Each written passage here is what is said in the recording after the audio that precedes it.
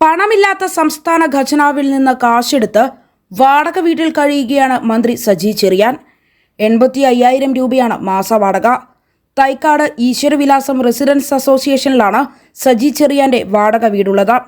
രണ്ടാം പിണറായി മന്ത്രിസഭയിൽ നിന്ന് ഒഴിഞ്ഞ ആന്റണി രാജു മാറിയ മൻമോഹൻ ബംഗ്ലാവ് ഒഴിവുണ്ടെങ്കിലും സജി ചെറിയാൻ വാടക വീട്ടിൽ നിന്ന് അങ്ങോട്ട് മാറാൻ തയ്യാറാകുന്നില്ല. രാശിയില്ലാത്ത വീട്ടിൽ താമസിക്കാൻ സജി ചെറിയാന് താല്പര്യമില്ല പോലും. മൻമോഹൻ ബംഗ്ലാവിൽ താമസിക്കുന്നവർ അധികം വാഴില്ല എന്ന അന്ധവിശ്വാസം സജി ചെറിയാനെയും പിടികൂടിയെന്ന് വ്യക്തമാവുകയാണ്. 45,000 രൂപയുടെ വാടക വീട്ടിലാണ് chief whip doctor N Jayaraj താമസിക്കുന്നത്. കവടിയാറിൽ വാടക വീട്ടിൽ കഴിയുന്ന ചീഫ് വിപ്പിനും മൻമോഹൻ ബംഗ്ലാവ് വേണ്ട. മൻമോഹൻ ബംഗ്ലാവ് എന്ന് കേട്ടാൽ പേടിയാണ് സജി ചെറിയാനും ജയരാജിനും. ഒന്നാം പിണറായി സർക്കാരിൽ തോമസ് ഐസക് മൻമോഹൻ ബംഗ്ലാവിൽ 5 വർഷം പൂർത്തിയാക്കിയിരുന്നു. ഐസക്കിന് 2021 സീറ്റ് ലഭിച്ചതുമില്ല. 2021 മൻമോഹൻ ബംഗ്ലാവിൽ താമസിച്ച ആന്റണി രാജു 2.5 വർഷം കഴിഞ്ഞപ്പോൾ രാജിവെക്കേണ്ടി വന്നു. പഞ്ചാബ് മോഡൽ പ്രസംഗത്തിന്റെ പേരിൽ രാജിവെക്കേണ്ടി വന്ന ബാലകൃഷ്ണപിള്ളയുടെ ഔദ്യോഗിക വസതിയും മൻമോഹൻ ബംഗ്ലാവായിരുന്നു. മുഖ്യമന്ത്രിയായിരുന്ന കെ കരുണാകരനും 1 മാസത്തിനുള്ളിൽ മൻമോഹൻ ബംഗ്ലാവിൽ നിന്ന് ഇറങ്ങേണ്ടി വന്നു. VS സർക്കാരിന്റെ കാലത്ത് കോടിയേരി ബാലകൃഷ്ണനാണ് മൻമോഹൻ ബംഗ്ലാവിൽ താമസിച്ചത്. കോടിയേരി ബംഗ്ലാവിൽ താമസം തുടങ്ങിയതിന് പിന്നാലെ വീടിനും ഗേറ്റിനും മാറ്റങ്ങൾ വരുത്താൻ 17.40 ലക്ഷം രൂപ ചെലവിട്ടെന്ന ആരോപണങ്ങൾ ഉയർന്നിരുന്നു. ഇതിന് പിന്നാലെ കോടിയേരി മൻമോഹൻ ബംഗ്ലാവിൽ നിന്ന് താമസം സമീപത്തെ ഫ്ളാറ്റിലേക്ക് മാറ്റുകയും ചെയ്തു. തുടർന്ന് പൊതുമരാമത്ത് മന്ത്രി TU കുരുവിള മൻമോഹൻ ബംഗ്ലാവിൽ താമസം ആരംഭിച്ചു. എന്നാൽ ഭൂമി ഇടപാടിലെ ക്രമക്കേടിന്റെ പേരിൽ 2007 സെപ്റ്റംബറിൽ കുരുവിളയ്ക്ക് രാജിവെക്കേണ്ടി വന്നു. പകരം മന്ത്രിയായ മോൻസ് ജോസഫിന് ഈ കെട്ടിടം അനുവദിച്ചുവെങ്കിലും PJ ജോസഫ് കുറ്റവിമുക്തനായി തിരിച്ചു വന്നതോടെ മന്ത്രിമന്ദിരം മോൻസ് ജോസഫിന് ഒഴിഞ്ഞുകൊടുക്കേണ്ടി വന്നു. 2010 LDFിൽ നിന്നും UDFിലേക്ക് മാറിയ PJ ജോസഫ് മന്ത്രിപദം രാജിവെച്ച് ബംഗ്ലാവ് ഒഴിഞ്ഞു.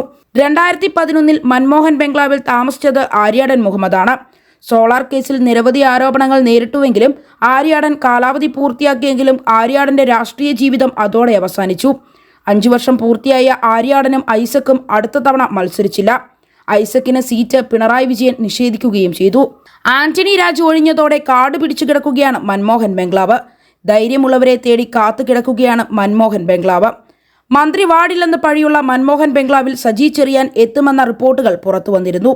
KB ഗണേഷ് കുമാറിന് ഔദ്യോഗിക വസതി വേണ്ടെന്ന് നിലപാടെടുത്തതാണ് ഇതിന് കാരണമായി മാറിയത്. പിണറായി ഭരണത്തിന് മുമ്പുള്ള ഇടത് സർക്കാരിന്റെ കാലത്ത് കോടിയേരി ബാലകൃഷ്ണൻ മുതൽ മോൻസ് ജോസഫ് വരെ 4 മന്ത്രിമാർ വരെ മാറി താമസിച്ചുവെങ്കിലും രാശി പിഴച്ച വീടാണിത്. മൻമോഹൻ ബംഗ്ലാവിൽ താമസിക്കുന്നവർ പിന്നീട് നിയമസഭ കാണില്ല എന്നതാണ് അന്ധവിശ്വാസം.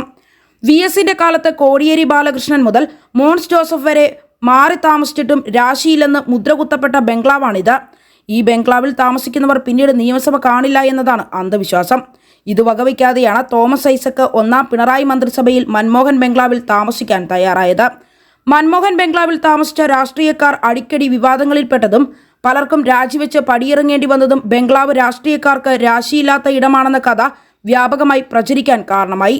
ശ്രീമൂലം തിരുനാളാണ് മൻമോഹൻ ബംഗ്ലാവ് നിർമ്മിച്ചത്. ആദ്യമായി ഈ ബംഗ്ലാവിൽ താമസിക്കുന്നത് മന്ത്രി PS നടരാജപിള്ളയായിരുന്നു. തിരുവിതാംകൂർ മന്ത്രിസഭയുടെ കാലത്തായിരുന്നു ഇത്. പക്ഷേ താമസത്തിന് അത്ര പ്രൗഢി വേണ്ടെന്ന് തീരുമാനിച്ച നടരാജപിള്ള മൻമോഹൻ ബംഗ്ലാവ് ഓഫീസാക്കുകയും താമസം ഒരു ചെറിയ വീട്ടിലേക്ക് മാറ്റുകയും ചെയ്തു. AK ജോൺ, കേരള കോൺഗ്രസ് നേതാവായിരുന്ന R ബാലകൃഷ്ണപിള്ള, K കരുണാകരൻ തുടങ്ങി പ്രബല രാഷ്ട്രീയ നേതാക്കളെല്ലാം ഈ ബംഗ്ലാവിൽ താമസിച്ചിട്ടുണ്ട്.